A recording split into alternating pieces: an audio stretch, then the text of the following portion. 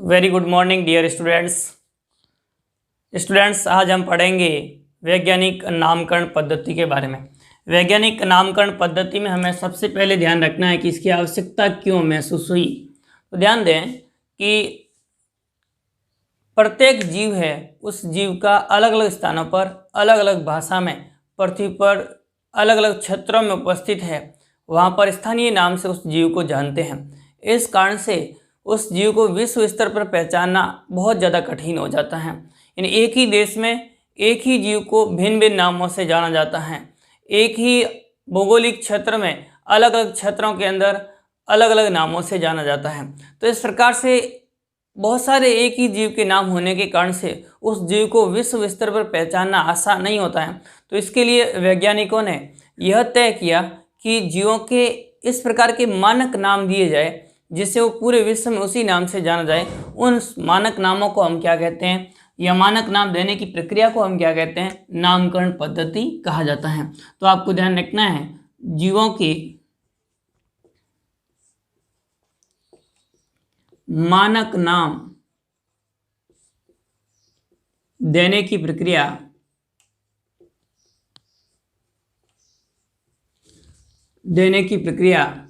क्या कहलाती हैं? तो आपको ध्यान रखना है, नामकरण पद्धति कहलाती हैं।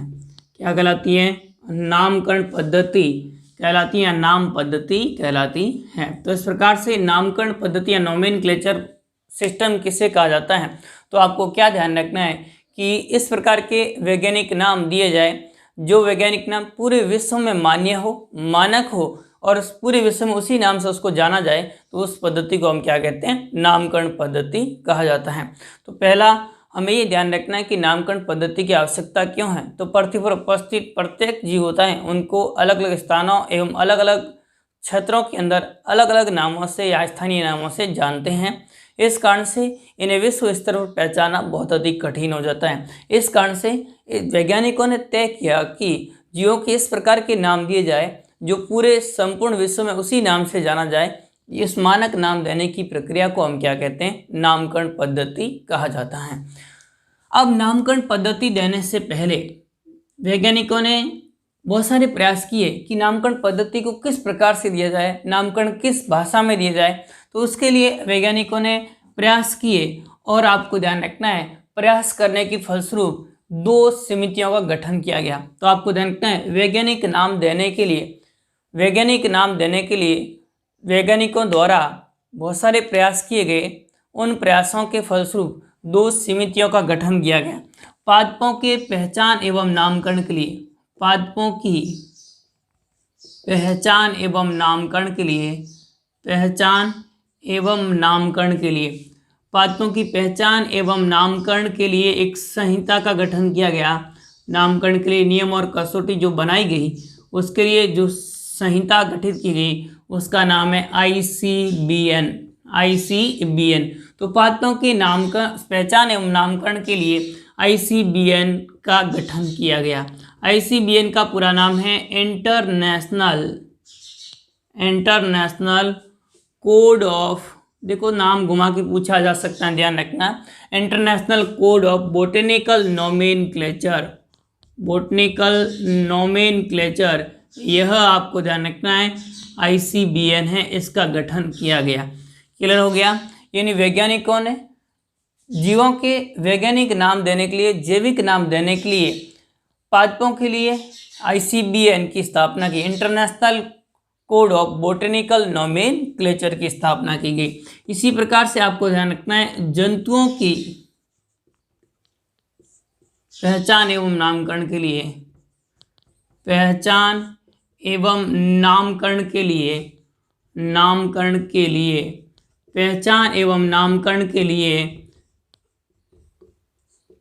समिति का गठन किया गया और उस समिति का नाम है ICZN,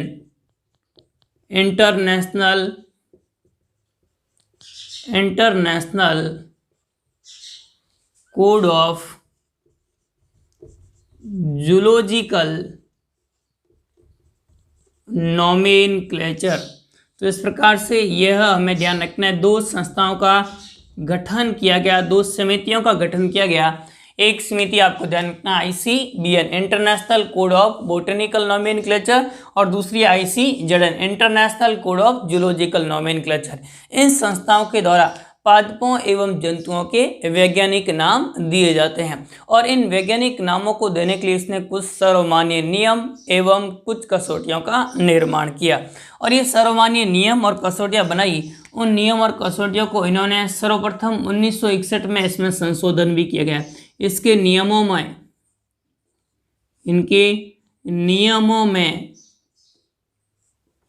प्रथम संशोधन कब किया गया, तो आपको ध्यान रखना इनके नियमों में प्रथम संशोधित किया गया, यह संशोधन किया गया वो आपको ध्यान रखना है 1961 में किया गया, 1961 में किया गया।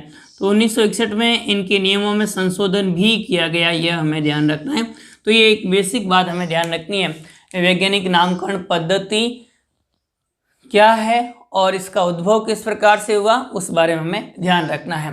तो सबसे पहले पृथ्वी पर उपस्थित सभी जीव होते हैं उनको अलग अलग स्थानों एवं पर स्थानीय नामों से जाना जाता है, जिस कारण से विश्व स्तर पर जीवों को पहचानना कठिन हो जाता है। इसके लिए वैज्ञानिकों ने इस प्रकार की पद्धति अपनाई, इस प्रकार के मानक नाम देने की पद्धति अपनाई जिससे संपूर्ण विश्व में उसी नाम से जाना जाए। उस पद्धति को हम नामकरण पद्धति या नाम पद्धति कहा जाता है। नामकरण पद्धति में पृथ्वी पर उपस्थित सभी जीवों के नाम देने के लिए वैज्ञानिकों ने कई प्रयास किए और इन प्रयासों के फलस्वरूप इन्होंने दो समितियों का गठन किया, ICBN और ICZN। ICBN का पूरा नाम आपको एग्जाम में पूछा जा सकता है या ICZN का पूरा नाम आपको पूछा जा सकता है। ये कई बार कॉम्पिटिशन एग्जामों में भी पूछा जाता है, तो इसलिए अच्छे से आपको ध्यान रखना है। ICBN का पूरा नाम international code of botanical nomenclature और ICZN का पूरा नाम international code of zoological nomenclature है, ये हमें ध्यान रखना है। अब नामकरण के लिए कौन कौन सी पद्धतियां दी गई उस बारे में हमें ध्यान रखना है। तो नामकरण के लिए दो मुख्य पद्धतियां दी गई, एक तो त्रिनाम पद्धति और एक द्विनाम पद्धति। हम द्विनाम पद्धति के बारे में पढ़ेंगे। तो नामकरण के लिए वैज्ञानिकों ने दो पद्धतियां दी।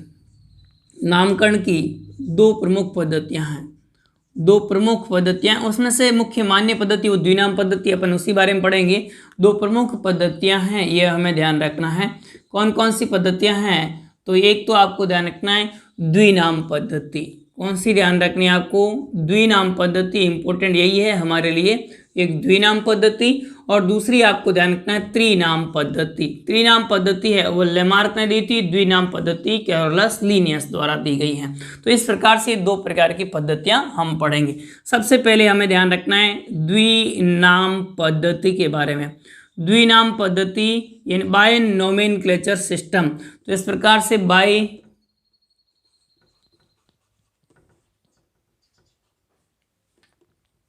बाइनोमल सिस्टम, बाइनोमल सिस्टम या द्विनाम पद्धति है। इस पद्धति में आपको क्या ध्यान रखना है कि इस पद्धति में जीवों के जैविक या वैज्ञानिक नाम होते हैं वह दो पदों में लिखे जाते हैं। प्रथम पद वंशीय संकेत पद होता है तथा द्वितीय पद जाति संकेत पद होता है। इस कारण इसे द्विनाम पद्धति कहते हैं। तो क्या ध्यान रखना है, इस पद्धति में जीवों के वैज्ञानिक नाम दो पदों में लिखे जाते हैं, जिसमें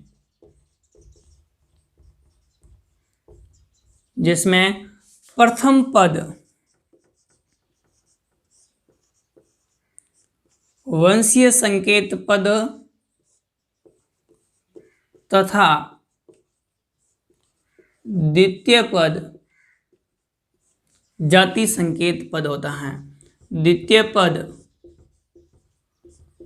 जाति संकेत पद होता है, जाति संकेत पद होता है, जाति संकेत पद होता है, इसलिए इसे द्विनाम पद्धति कहते हैं। इसलिए इसे हम क्या कहेंगे, इसलिए इसे द्विनाम पद्धति कहते हैं। तो इसलिए इसे हम क्या कहेंगे, द्विनाम पद्धति कहते हैं। तो इसलिए इसे हम द्विनाम पद्धति के नाम से जाना जाता है। यानी इसमें जीवों के वैज्ञानिक नाम दो पदों में लिखे जाते हैं। प्रथम पद होता है वंशीय संकेत पद होता है, तथा द्वितीय पद होता है वह जाति संकेत पद होता है। सेकंड पद होगा वह जाति संकेत पद होता है। इसलिए इसे हम क्या कहते हैं, द्विनाम पद्धति कहते हैं। द्विनाम पद्धति वह सर्वप्रथम किसने सजेस्ट की थी, ये आइडिया किसने दिया था, तो आपको ध्यान रखना ये आइडिया दिया था गैस्पार्ड बाहिनी ने। ध्यान रखना, द्विनाम पद्धति के बारे में सर्वप्रथम, द्विनाम पद्धति के बारे में सर्वप्रथम गैस्पर्ड बाहिनी ने, द्विनाम पद्धति के बारे में सर्वप्रथम गैस्पर्ड बाहिनी ने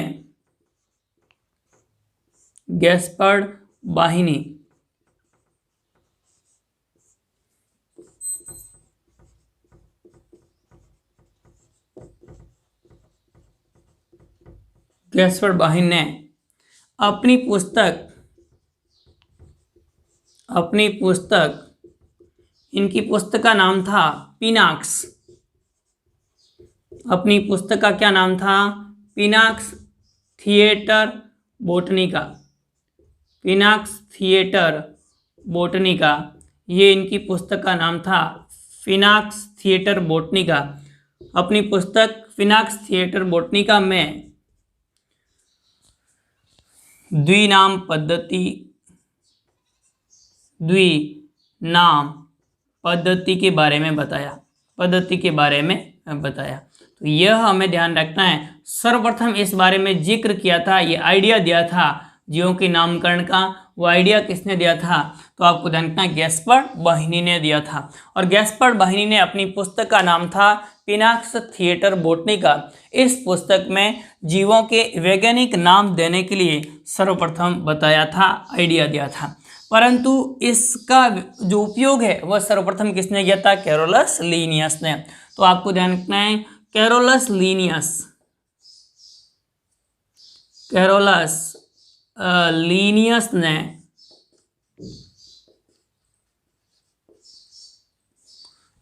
लीनियस ने सर्वप्रथम द्विनाम पद्धति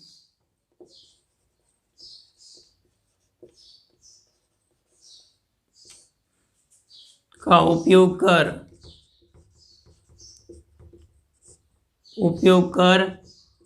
पादपों एवं जंतुओं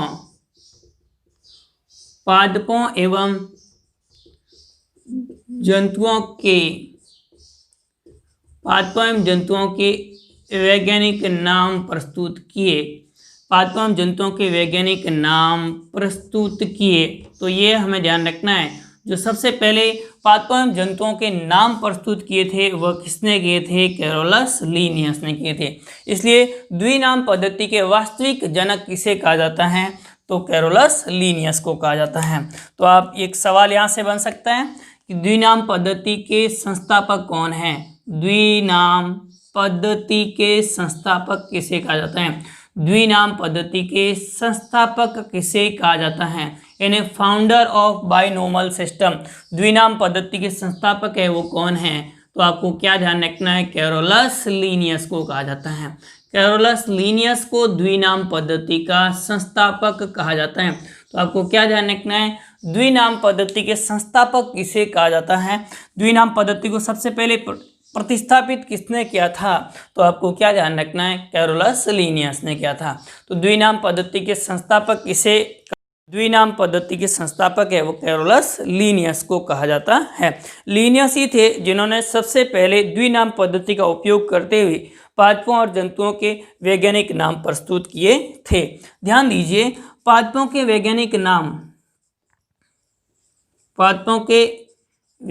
नाम और उनके नियम, वैज्ञानिक नाम, उनकी पुस्तक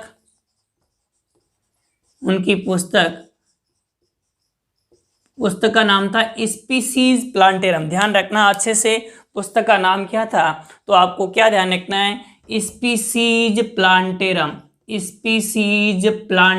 अपनी पुस्तक थी उसका नाम था स्पीसीज प्लांटेरम। अच्छे से ध्यान रखना, स्पीसीज प्लांटेरम में प्रस्तुत किया था। ठीक है, ध्यान दीजिए, पादपों के वैज्ञानिक नाम उन्होंने किस पुस्तक में प्रस्तुत किए थे? स्पीसीज प्लांटेरम में प्रस्तुत किए, ये हमें ध्यान रखना है। ये पुस्तक है, ये आपको ध्यान रखना है, इसका डेट भी अच्छे से आपको ध्यान रखना है। 1 मई 1753 को प्रकाशित हुई। ध्यान रखना कब प्रकाशित हुई थी? 1 मई 1753 को प्रकाशित हुई थी। इस कारण से पादपों के नाम हैं वह 1 मई 1753 से पहले के मान्य नहीं है। यानी पादपों के वैज्ञानिक नाम 1 मई 1753 से पहले के मान्य नहीं है। 1 मई 1753 के बाद में जो पादपों के नाम प्रकाशित किए गए वही मान्य हैं। तो ये एक बात हमें ध्यान रखनी है। तथा जंतुओं के नाम के लिए, जंतुओं या जंतुओं के वैज्ञानिक नाम उनकी पुस्तक में दिए थे, और उस पुस्तक का नाम था, आपको ध्यान रखना है, सिस्टेमा नेचुरी। पुस्तक का नाम क्या, ध्यान रखना आपको, सिस्टेमा नेचुरी। इनकी पुस्तक का नाम था सिस्टेमा नेचुरी। इस पुस्तक में सिस्टेमा नेचुरी नामक पुस्तक थी। इस पुस्तक में इन्होंने जंतुओं के नाम और उनके नामकरण के नियमों को प्रस्तुत किया था। तो यह हमें ध्यान रखना है। और ये पुस्तक है वो आपको ध्यान रखना है 1 अगस्त 1758 को प्रकाशित हुई थी। कब प्रकाशित हुई थी? 1/58/1700। वैसे तो ये पुस्तक पहले प्रकाशित हुई, परंतु इनका 10वां संस्करण है, वह आपको ध्यान रखना है। कौन सा संस्करण? 10वां संस्करण है। यह संस्करण आपको ध्यान रखना है 1 अगस्त 1758 को प्रकाशित हुआ था। और 1 अगस्त 1758 को प्रकाशित हुआ। इस 10वें संस्करण के अंदर इन्होंने जंतुओं के नामकरण के बारे में विस्तृत अध्ययन किया था। इस कारण से जंतुओं के नामकरण है वह 1 अगस्त 1758 से बाद के ही मान्य है, पहले के मान्य नहीं है। तो इस प्रकार से जंतुओं के नामकरण की पद्धति, उसका प्रारंभ कब से माना जाता है? 1 अगस्त 1758 से माना जाता है। तो ये एक बेसिक बात हमें ध्यान रखनी है कि पादपों के वैज्ञानिक नाम उनकी पुस्तक स्पीसीज प्लांटेरम में प्रस्तुत किए गए, जो कि 1 मई 1753 को प्रकाशित हुई। जबकि जंतुओं के वैज्ञानिक नाम सिस्टेमा नेचुरी के 10वें संस्करण में प्रकाशित किए गए, जो कि 1 अगस्त 1758 को प्रकाशित हुई। इस कारण से पादपों के नाम है वह 1 मई 1753 के बाद के मान्य हैं, तथा जंतुओं के नाम 1 अगस्त 1758 के बाद के मान्य हैं। तो ये इस प्रकार से हमें ध्यान रखना है किसके बारे में, कि जंतुओं और पादपों के वैज्ञानिक नाम है उस नाम देने की प्रक्रिया का प्रारंभ कैसे हुआ था। अब हमें ध्यान रखना है कि जो पादपों और जंतुओं के वैज्ञानिक नाम है वह किस प्रकार से दिए जाते हैं, उनके नियम क्या हैं। यानी द्विनाम पद्धति के प्रमुख नियम कौन कौन से, उस बारे हम डिटेल से अध्ययन करेंगे। ध्यान दीजिए, उससे पहले एक और बात आप ध्यान रख सकते हैं, एक सिद्धांत आता है प्राथमिकता का सिद्धांत। यानी किसको हम प्राथमिकता देंगे, तो वो भी हमें बता देता हूं आपको शॉर्टकट। प्राथमिकता का सिद्धांत, प्राथमिकता का सिद्धांत, यहाँ पर एक सिद्धांत लागू होता है जिसे हम क्या कहते हैं? प्राथमिकता का सिद्धांत।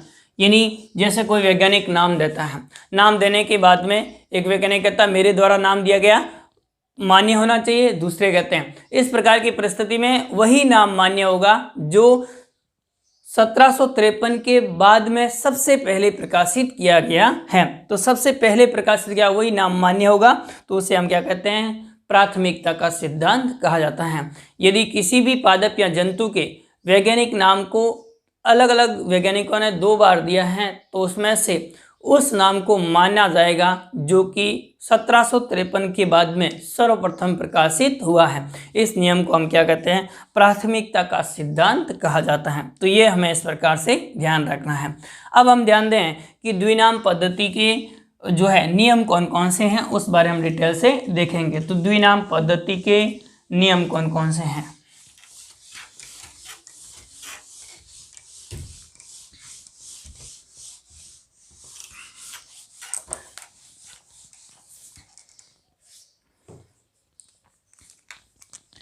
द्विनाम पद्धति के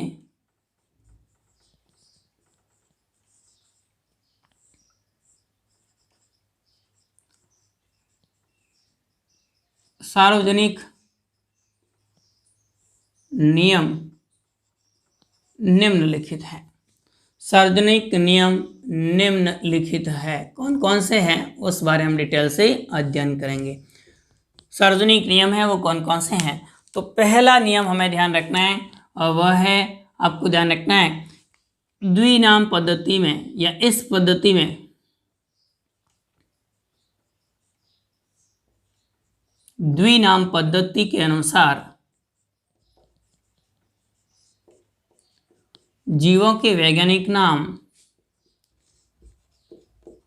जीवों के वैज्ञानिक नाम या जैविक नाम भी कई बार लिख दिया जाता है, बात वही है। क्लियर हो गया।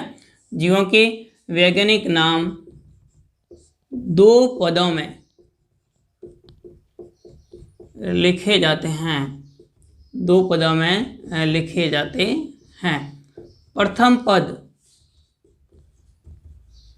पद वंशीय संकेत पद होता है। प्रथम पद कैसा होता है? वंशीय संकेत पद होता है तथा द्वितीय पद जाति संकेत पद होता है। द्वितीय पद जाति संकेत पद होता है। द्वितीय पद कैसा होता है? जाति संकेत पद होता है। कैसा होता है? जाति संकेत पद होता है। इसलिए इसे हम क्या कहते हैं? द्विनाम पद्धति कहते हैं। तो यह हमें ध्यान रखना है कि द्विनाम पद्धति से जीवों के वैज्ञानिक नाम दो पदों में लिखे जाते हैं। कितने पदों में लिखे जाते हैं? दो पदों में लिखे जाते हैं। प्रथम पद वंशीय संकेत पद होता है तथा द्वितीय पद जाति संकेत पद होता है। सेकंड पद होता है वो जाति संकेत का, प्रथम पद होता है वह वंश संकेत का होता है। इस कारण से इस पद्धति को हम क्या कहते हैं? द्विनाम पद्धति कहा जाता है। तो ये द्विनाम पद्धति के बारे में ध्यान रखना है कि द्विनाम पद्धति किसे कहा जाता है। तो ये इस प्रकार से हमें ध्यान रखना है। यानी प्रथम नाम वंश संकेत पद का होगा, द्वितीय नाम किसका होगा? जाति संकेत पद का होगा। जैसे मैं कोई भी उदाहरण आपको दे के समझाएं, जैसे मैंने लिख दिया Solanum tuberosum, Solanum tuberosum, Solanum tuberosum. इसमें से वंश का पद कौन सा होगा? जाति का पद कौन सा होगा? तो इसमें सोलेनम क्या है? वंश है, जीनस है, और स्पीसीज क्या है? ट्यूबेरोसम स्पीसीज है। ये आलू का वैज्ञानिक नाम है। तो इस प्रकार से आलू का वैज्ञानिक नाम होगा, उसमें सोलेनम ट्यूबेरोसम होगा। तो सोलेनम क्या हो गया? इसका वंश, और ट्यूबेरोसम इसका क्या हो गया? तो आपको ध्यान रखना है ट्यूबेरोसम इसकी जाति हो गई। तो ये इस प्रकार से पहला नियम हमें ध्यान रखना है कि वैज्ञानिक नाम के दो पद होते हैं। दूसरा आपको ध्यान रखना है, जीवों के वैज्ञानिक नाम,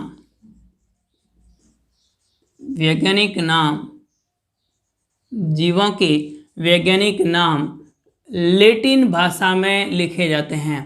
लैटिन भाषा में लिखने चाहिए। किस भाषा में लिखने चाहिए? लैटिन भाषा में लिखने चाहिए। तो जीवों के वैज्ञानिक नाम हैं वह लैटिन भाषा में लिखने चाहिए। तो इस प्रकार से लैटिन भाषा में लिखे जाते हैं। शायद किसी भी भाषा से इनका उद्भव हुआ हो, परंतु इनको हम किस भाषा में लिखते हैं? लैटिन भाषा में लिखा जाता है। तो जीवों के वैज्ञानिक नाम लैटिन भाषा में लिखे जाते हैं। उद्भव शायद किसी भी भाषा से हो, परंतु इनको लैटिन भाषा का व्युत्पन्न माना जाता है। तो इसको किसका व्युत्पन्न माना जाएगा? लैटिन भाषा का व्युत्पन्न माना जाता है। ये लैटिन भाषा में क्यों लिखे जाते हैं? तो इसका कारण कुछ वैज्ञानिक इस प्रकार से बताते हैं कि जो है ये लैटिन भाषा है वह सबसे तर्क सम्मत और पूरे विश्व में समझी जाने वाली भाषा है। लैटिन भाषा है यह आपको ध्यान रखना है जो है अर्थ में स्पष्ट अर्थ देती है, इस कारण से इस भाषा में लिखा जाता है। फिर उसके बाद में हमें ध्यान रखना है तीसरा नियम। तो आप क्या ध्यान देंगे कि जो लैटिन भाषा में लिखते हैं उसमें जब हम हाथ से लिखते हैं तो लैटिन भाषा में तिरछे अक्षरों में छापे जाते हैं। लैटिन भाषा में लिखे जाते हैं वो कैसे लिखे जाते हैं? तिरछे लिखे जाते हैं, तिरछे अक्षरों में लिखे जाते हैं। और तिरछे अक्षरों में हाथ से नहीं लिख पाते हैं तो हाथ से लिखते समय क्या करते हैं? तो आपको ध्यान रखना है हाथ से लिखते समय इन दोनों को यानी वंश संकेत पद और जाति संकेत पद को दोनों को अलग अलग रेखांकित किया जाता है। तो आपको ध्यान रखना है कि वैज्ञानिक नाम को जब हाथ से लिखते हैं, जब हाथ से लिखते हैं, जब हम हाथ से लिखते हैं तो वंश एवं जाति पद को, वंश एवं जाति पद को अलग अलग रेखांकित किया जाता है, को अलग अलग हम क्या करेंगे, रेखांकित किया जाता है। दोनों को अलग अलग क्या किया जाएगा, रेखांकित किया जाता है। दोनों को अलग अलग क्या किया जाएगा, रेखांकित किया जाता है। दोनों को पृथक पृथक हम क्या करेंगे, रेखांकित करेंगे, जो कि लैटिन व्युत्पन्न को दर्शाते हैं, जो लैटिन व्युत्पन्न को दर्शाते हैं।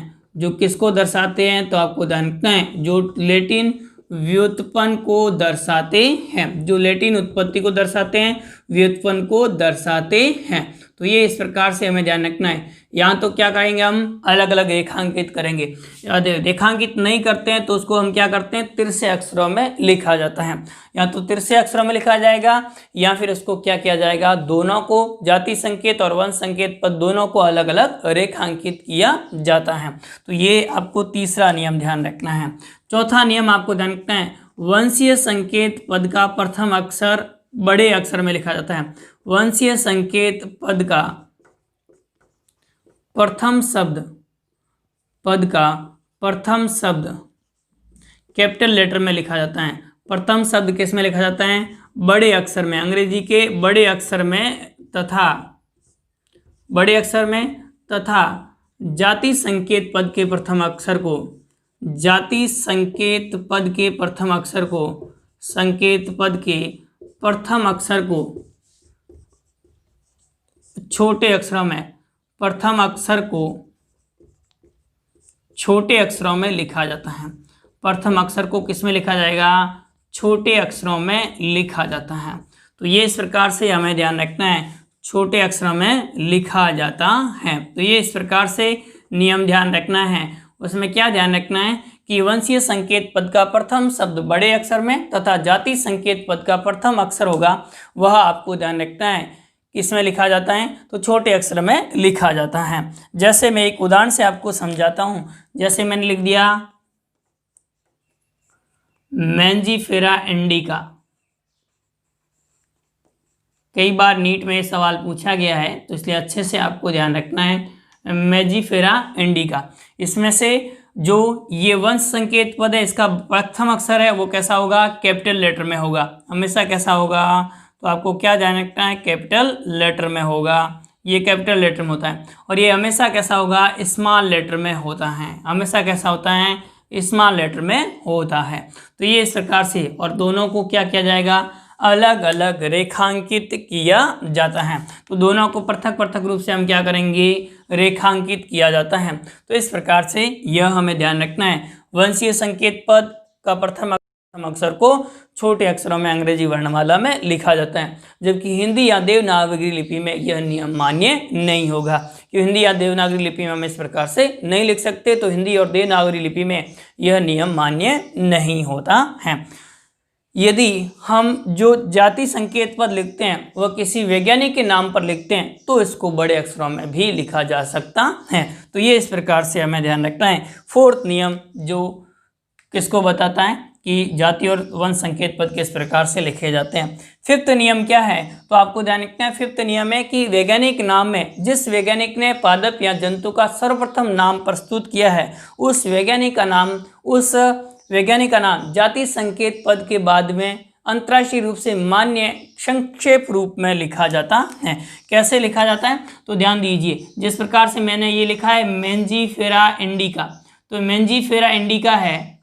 इस मैंजीफेरा इंडिका का अगर खोज है वह कैरोलस लिनियस ने की है, तो अंतर्राष्ट्रीय रूप से मान्य नाम है लिन, और लिन मैंने इसके पीछे लिख दिया। तो ये इस प्रकार से फिफ्थ नियम आपको ध्यान रखना है। क्या ध्यान रखना है, किसी भी पादप या जंतु का नाम सर्वप्रथम जिस वैज्ञानिक ने दिया है, उस वैज्ञानिक का नाम अंतर्राष्ट्रीय रूप से मान्य संक्षिप्त अक्षर में जाति संकेत पद के बाद में लिखा जाता है। तो ये फिफ्थ नियम आपको ध्यान रखना है, वैज्ञानिक का नाम लिखा जाता है। यदि किसी वैज्ञानिक ने प्रथम बार जो नाम प्रस्तुत किया है वो गलत नाम प्रस्तुत किया है, तो उस वैज्ञानिक का नाम हम कोष्टक में लिखेंगे, तथा सही नाम प्रस्तुत करने वाले वैज्ञानिक का नाम उस कोष्टक के बाद में लिखा जाएगा। तो ये भी आप ध्यान रख सकते हैं। तो ये फिफ्थ नियम आपको ध्यान रखना है, किसके बारे में, वैज्ञानिक का नाम किस प्रकार से लिखा जाता है। फिर उसके बाद में आपको ध्यान रखना है कि जो वैज्ञानिक नाम है उस वैज्ञानिक नाम के बाद में आपको ध्यान रखना है कि दो शब्द आते हैं, एक तो आते हैं पुनर्नाम और एक आता है वो आता है पुनर्नाम और ओटोनिम। ये दो चीजें आपको ध्यान रखनी है। ये पुनर्नाम और ओटोनिम का मतलब क्या होता है वो आपको पहले ध्यान रखना है। पुनर्नाम का मतलब है जिसमें वंशीय संकेत पद और जाति संकेत पद एक समान होते हैं, तो उसे हम क्या कहते हैं, पुनर्नाम कहते हैं। तो आपको क्या ध्यान रखना है, वंशीय पद एवं जाति पद समान। वंशीय पद एवं जाति संकेत पद होता है वो कैसा होता है, जाति संकेत पद समान होता है। जाति संकेत पद कैसा होगा, समान होता है, तो उसे हम क्या कहते हैं, पुनर्नाम या ट्यूटेनिम्स कहा जाता है। और ओटोनिम्स का मतलब क्या हुआ, जिसमें जाति संकेत पद एवं उपजाति, जाति एवं उपजाति समान, जाति एवं उपजाति पद समान, जाति एवं उपजाति पद समान होते हैं तो उसे हम क्या कहते हैं, तो आपको क्या ध्यान रखना है, ओटोनिम्स कहेंगे। और पुनर्नाम किसे कहेंगे, जिसमें वंशीय संकेत पद एवं जाति संकेत पद दोनों कैसे होते हैं, समान होते हैं। ये दोनों नियम आपको ध्यान रखना है ICBN में, यानी पादपों के वैज्ञानिक नाम में मान्य नहीं है। ये दोनों नियम पादपों के अंदर मान्य नहीं है, जबकि जंतुओं में यह मान्य है, ICZN में मान्य है। तो ये आपको बात अच्छे से ध्यान रखनी है। क्या ध्यान रखनी है, ICZN में पुनर्नाम मान्य है, जबकि ICBN में पुनर्नाम मान्य नहीं है, ओटोनिम मान्य नहीं है। ICBN में ऐसा कोई भी नाम आपको नहीं मिलेगा जिसमें जाति संकेत पद एवं वंश संकेत पद दोनों समान हो। जैसे मैंने मैंजीफेरा लिया और यहाँ भी ऐसे लिख दूं कि मैंजीफेरा मैंजीफेरा मैंजीफेरा, ऐसा नाम आपको कभी भी लिखा हुआ नहीं मिलेगा। ऐसा नाम ICBN में कभी भी नहीं मिलेगा। इसी प्रकार से आपको ध्यान रखना है, मैंने लिख दिया ब्रेसिका कॉम्पेस्ट्रिस, तो ऐसा नाम भी कभी भी नहीं मिलेगा। ये जाति का नाम और उपजाति का नाम समान भी नहीं मिलेगा, तो ये ओटोनिम्स भी नहीं मिलेगा और आपको ध्यान रखना है पुनर्नाम भी नहीं मिलेगा। तो ICBN ये दोनों को मानती नहीं है, दोनों नियमों को नहीं मानती है, जबकि ICZN में ऐसे आपको खूब सारे नाम मिल जाते हैं जिसमें जाति संकेत पद और वंश संकेत पद दोनों समान होते हैं। जैसे आप देखेंगे भारतीय कोबरा है, उसका नाम है, वह आपको क्या ध्यान रखना है, भारतीय कोबरा का वैज्ञानिक नाम होता है नाजा। क्या वैज्ञानिक नाम होगा, नाजा। ध्यान दीजिए, नाजा में दोनों समान है, नाजा। तो ये क्या हो गया, पुनर्नाम हो गया। इसी प्रकार से आप ध्यान देंगे जो चूहा है उसका वैज्ञानिक नाम है रेटस। चूहा का वैज्ञानिक नाम क्या है, तो आपको ध्यान रखना है रेटस है। तो रेटस है, इसमें जाति और वंश संकेत दोनों पद समान है, तो ये भी आपको मिल जाता है। इसी प्रकार से आप देखते हैं कि हिरण है, हिरण का वैज्ञानिक नाम है गजेला। तो गजेला में जाति और वंश संकेत पद दोनों कैसे हैं, समान है। तो ये ICZN में बहुत सारे ऐसे पुनर्नाम और ओटोनिम्स मिल जाते हैं, जबकि ICBN में इस प्रकार से पुनर्नाम या ओटोनिम्स नहीं मिलते हैं। ये हमें ध्यान रखना है। इसी प्रकार से आप ध्यान देंगे मानव का वैज्ञानिक नाम है होमो सैपियंस।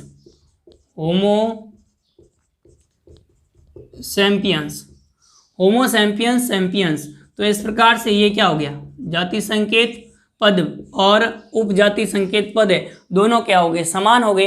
तो इस प्रकार की परिस्थिति होगी, उसे हम ओटोनिम्स कहते हैं। ओटोनिम्स और पुनर्नाम ICZN में मान्य है, जबकि ICBN में मान्य नहीं है। तो ये रूल हमें स्पष्ट रूप से ध्यान रखना है, ICBN और ICZN में क्या डिफरेंस है।